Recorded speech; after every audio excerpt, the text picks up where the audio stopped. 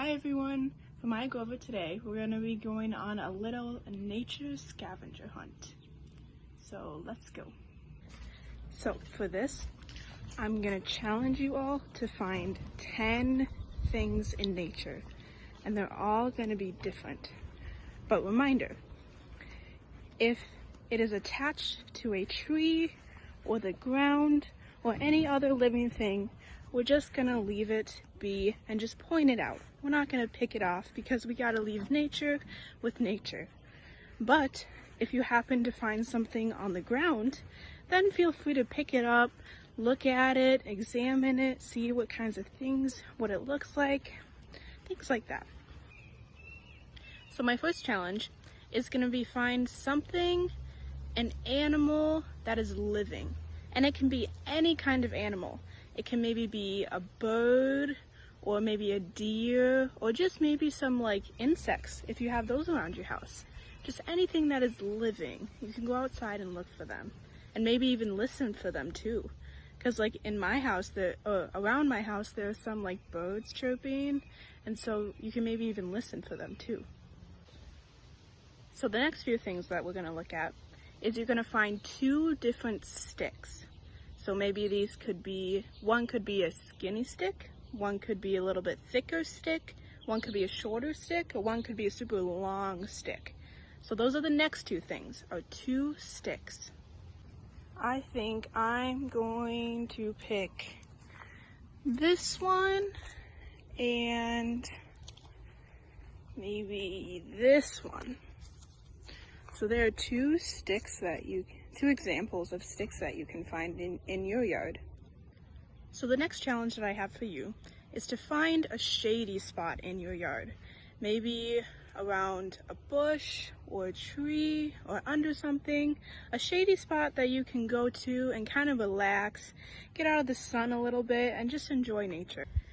So now what we're going to find is something colorful in nature. And so this can be pretty much anything. It just can't be green because there's green stuff all around us. So anything that is of color that isn't green. So I chose these wood chips in my yard. They're kind of reddish, orangish. They're really pretty. And so this is kind of an example. If you have wood chips or if you have any kind of plants, that would be good too. So the next thing that we're going to do is find some leaves. Now these leaves can be on a tree or they can be on the ground. So if they're on the ground, you can pick them up, look at them, or if they're on the tree, you can just look at them from afar. So I found these leaves in my yard and they're pretty cool. They're kind of reddish and I found them on the ground, so they're pretty cool. So next thing that we're going to find is a unique rock. So if you have any rocks in your yard, you can look for one that's kind of different from the rest of them. So maybe it has, a unique shape or unique color. You can go out and find one that you like.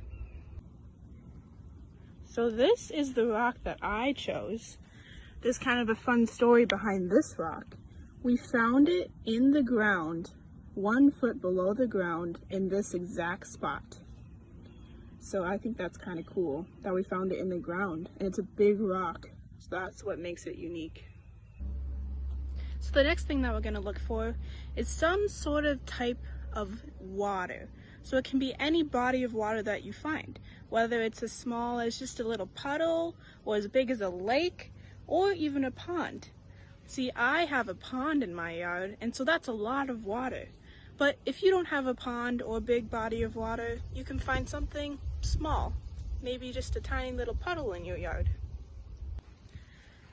And for the last challenge, I'm going to challenge you to find some loose materials, maybe a stick or leaf that has fallen on the ground, and you're going to make something out of it. And then I'm just going to try and make a cross out of it. Like maybe like that, like this, and there you go. And whatever your creation is, it can remind you that God is always with you, And God made all of his creation, and God made you.